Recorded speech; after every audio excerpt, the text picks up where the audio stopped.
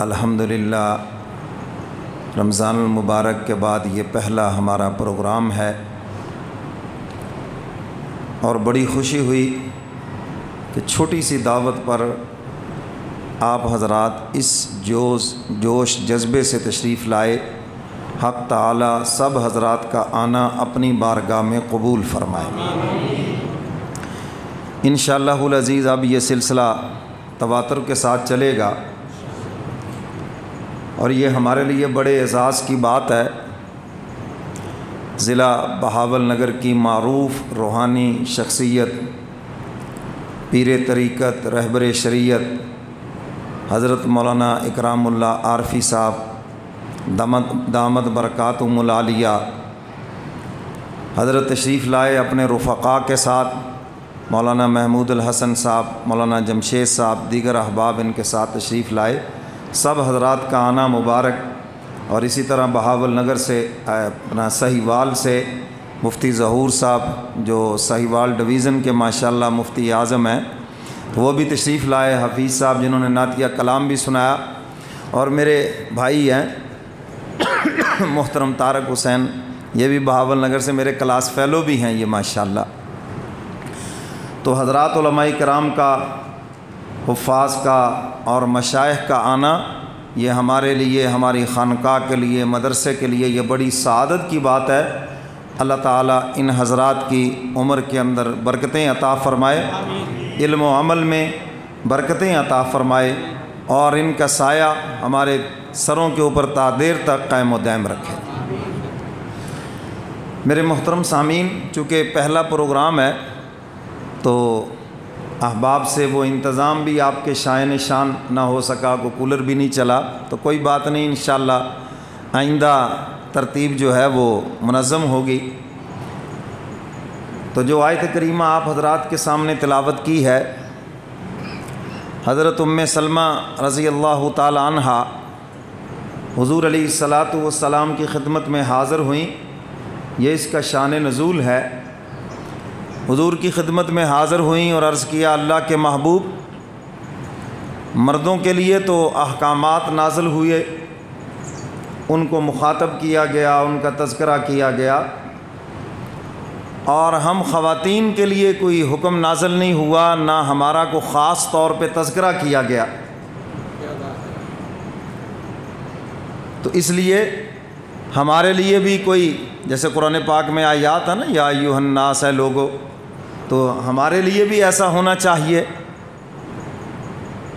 حضور علیہ الصلاۃ والسلام نے ابھی کچھ ارشاد نہیں فرمایا کہ جبریل قرآن لے کر آ گئے،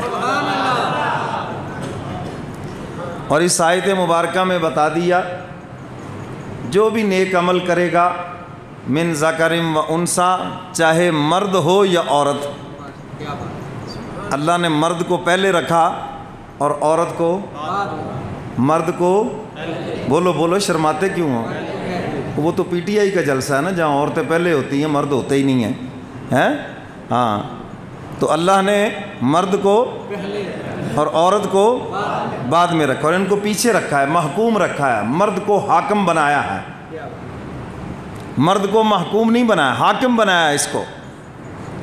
تو مرد کا تذکرہ پہلے کیا، جہاں بھی مرد اور عورت کی بات آئے گی آپ دیکھیں گے اللہ تعالیٰ پہلے مرد کا تذکرہ کرتے ہیں۔ تو میرے محترم سامعین، حق تعالیٰ نے بتا دیا کہ جو بھی نیک عمل کرے گا ہم اس کا عمل ضائع نہیں کریں گے، اپنی بارگاہ کے اندر قبول کریں گے، چاہے وہ مرد ہو چاہے وہ عورت ہو۔ اور اس آیت مبارکہ کے اندر حضرات صحابہ کرام کے 4 عمل بتائے گئے، اور یہ ایسے عمل ہیں جو خدا کے دربار میں قبول ہی قبول ہیں۔ تو آپ کو بتائیں گے تو آپ نے بھی اس پہ عمل کرنا ہے، ٹھیک ہے نا جی؟ پھر تو یہ محنت کام آئے گی، یہ کوشش کام آئے گی، کیونکہ میں اکثر کہا کرتا ہوں کہ ہمارا نہ تو یہ کوئی سیاسی جلسہ ہے، نہ کوئی اور مفاد ہے، یہاں تو خالصتاً اللہ سے ملنا ہے، اس سے اپنا تعلق جوڑنا ہے۔ اور یہ جو اللہ والے اتنے دور دراز سے اسی نسبت سے ہمارے پاس آتے ہیں۔ تو میرے محترم سامعین، اب اس آیت مبارکہ کے اندر جو پہلی چیز بیان فرمائی گئی وہ ہے حضرات صحابہ کرام کی ہجرت۔ وہ کیا ہے بھائی؟ ہجرت۔ پاکستان جب بنا، جن لوگوں نے ہجرت کی ذرا ان سے پوچھ کر دیکھیں یہ کتنا کٹھن مرحلہ ہے۔ کہنا تو بڑا آسان ہے، بات کرنی بڑی آسان ہے۔ آج بھی وہ ہجرت کا تذکرہ کر کے روتے ہیں، ہاں ہمارے اوپر یہ ظلم ہوا، ہمارے ساتھیوں پہ یہ ظلم ہوا، عزتیں لوٹیں، اتنی قربانیاں دی، روتے ہیں وہ آج بھی کہ جس مقصد کے لیے یہ ملک بنا، افسوس ہم اپنی زندگی میں وہ مقصد ہی نہ دیکھ سکے۔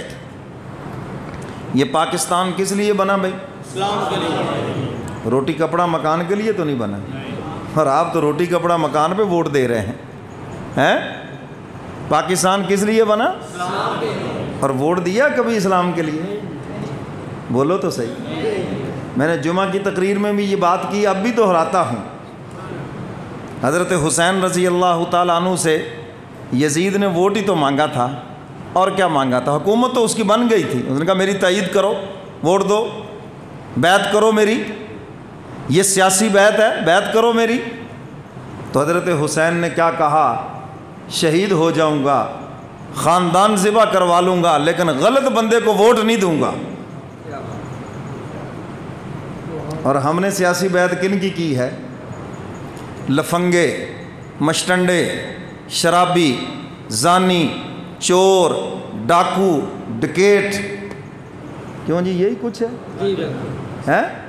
میں کوئی کسی پارٹی کا نام نہیں لیتا، وہ ایک دوسرے کو یہ ساری باتیں کہتے ہیں تو اس لیے ہم دونوں کی باتوں کو مان لیتے ہیں، دونوں ہی ایسے ہیں، ٹھیک ہے نا جی، جو ایک دوسرے کے بارے میں وہ کہتے ہیں۔ میرے محترم سامعین، ملک بنا اسلام کے لیے تو آپ کا ووٹ ہونا چاہیے تھا اسلام پسندوں کے لیے۔ کن کے لیے ہونا چاہیے تھا؟ اسلام پسندوں کے اوپر ہمیں شکوک و شبہات ہیں۔ میں بھی کہوں نا جی مجھے ووٹ دو گے تو پہلا جواب ہوگا مولوی صاحب تسی تے ہار ہی جانا ہے جی، یعنی میں بھی کھڑا بھی نہیں ہوا، ہار ہی جانا ہے آپ نے، یعنی ہمارا ووٹ اسلام پسندوں کے لیے ہے ہی نہیں۔ اور یہ تو ایسے ہی ہے جیسے کوئی کہے کہ جناب کیکر کا درخت لگا لیا ہے، حضرت صاحب ذرا خصوصی دعا فرمائیں کہ اس کو سیب لگ جائیں۔ لگ جائیں گے؟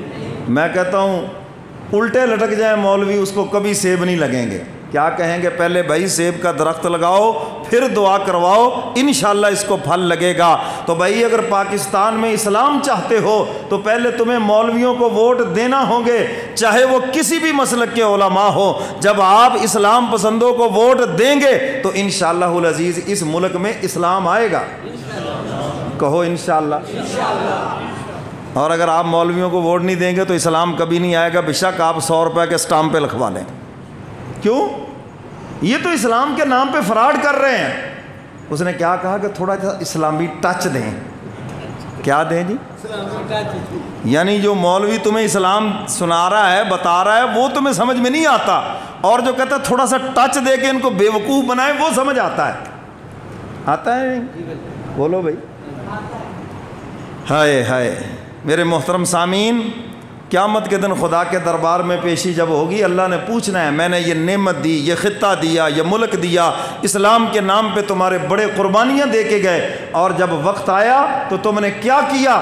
میں نے بھی جواب دینا ہے اور تم نے بھی جواب دینا ہے۔ بات سمجھ آئی یا نہیں؟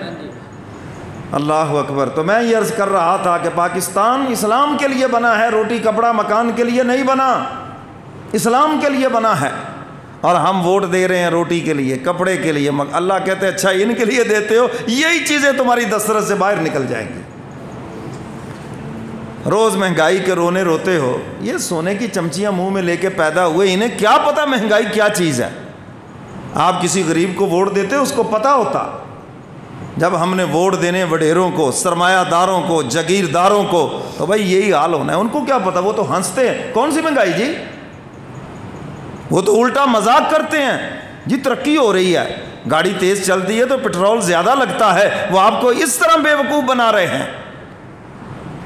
تو میرے محترم سامعین، میں تو جہاں بھی بس چلتا ہے بات سمجھاتا ہوں، اللہ کرے دل میں اتر جائے، کہہ دیں آمین۔ تو حضرات صحابہ کرام نے ہجرت کی مکہ سے مدینہ منورہ، اور جو ہجرت کرنے والے ہیں سب کے لیے